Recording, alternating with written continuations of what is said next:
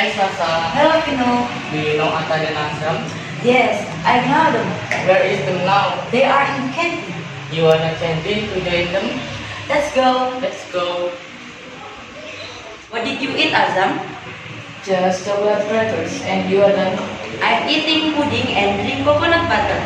Hello, guys. guys. Hello.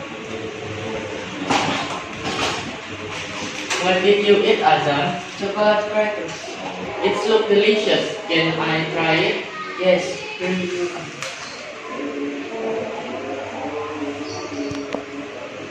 It's delicious. What did you eat, Azam? Nothing, just snack. You wanna try? Of course. Wow, it's spicy, but it's delicious. I'm sorry, I like the spicy. It's okay. How about you, Pino?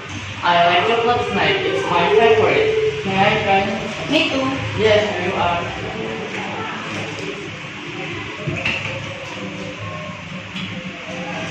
Did you all try my pudding?